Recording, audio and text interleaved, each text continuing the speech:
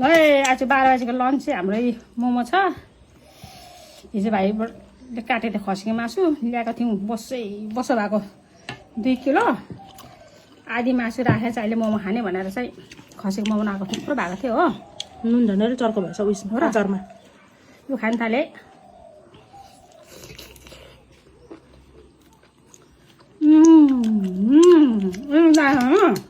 अलिक कम्ती भएको छ भने त कति हालेछ कस्तो नुन हालेछ अचारमा त मोमो अर्को ल्याएर आएछ भित्र।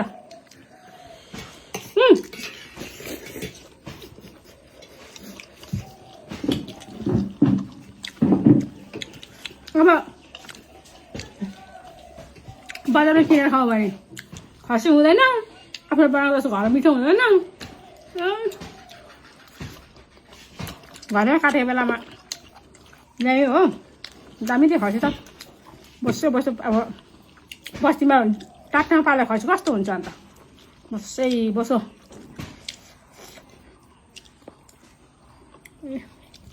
तुरुरु भएछ बोसो अन्त त बसो मैले हड्डी पनि लगाइदिएको थिएँ हो र। बिस्तारै खाने हड्डी पनि भेट्छ नि। सुप बनाएन नि, सेतो सुप बनाएन।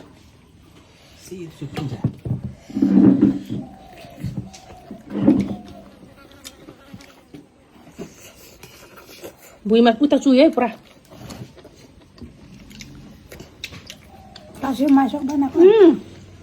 ऊ आमालाई पनि ल्याएको छु यहाँ मोमो खानु। मिठो भयो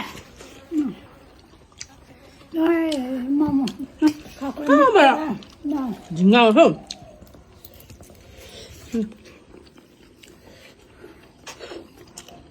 अन्त छ कम्ती खाएको छ। बिहान ब्रेकफास्ट चाहिँ दामी एउटा छ नि त, त्यही भएर भोक नलागेको। मैले त ब्रेकफास्ट खाएन।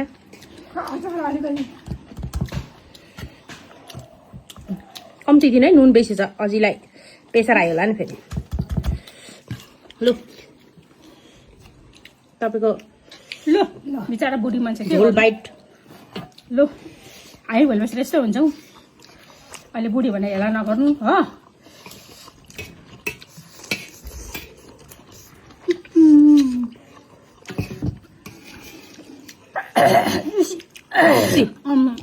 त्यो जुसी भएको छ नि, बोसो अन्त।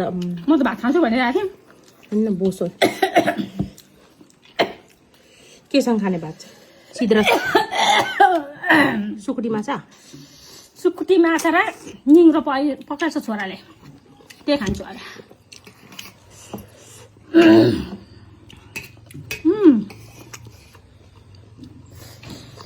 तातो यस्तो अघि बोसो भएको जिनिस चाहिँ राति खानु भने दिउँसै खानुपर्छ।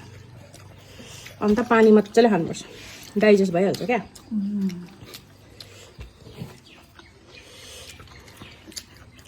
खाँचीको माछीको मोमो भन्दै खानु अब बिस्तारो। पछि भेट्ने होइन, खसेको काट्दैन मान्छेले, पाल्नै छोड्यो।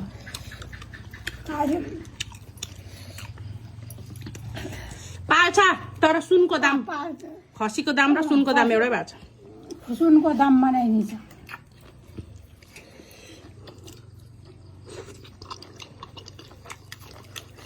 दामी। अनि खसीको नखाएको पुरो भएको थियो है।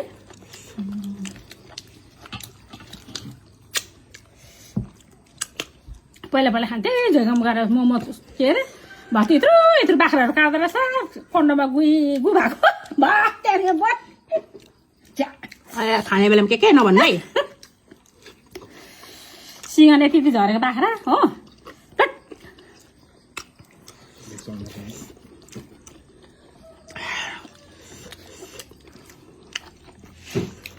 बसेपछि दुःख पनि हुन्छ, तर खानेको चाहिँ राम्रो हुन्छ भने जस्तो खानु पाउँछ। Village life.